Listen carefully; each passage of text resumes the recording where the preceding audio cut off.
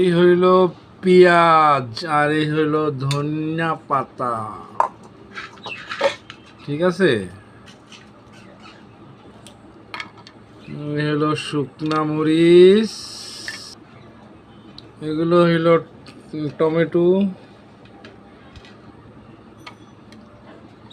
এটা হইল ফুলকপি,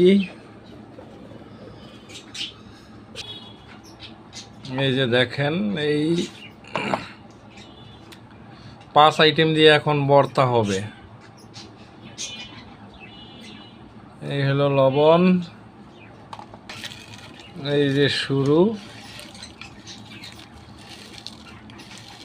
আমি জানি আপনাদের জিভে পানি চলে আসছে, বাট কিছু করার নাই।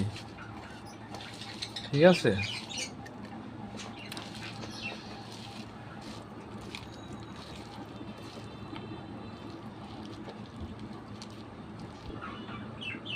এই রেডি হয়ে গেল ফুলকপি ভর্তা।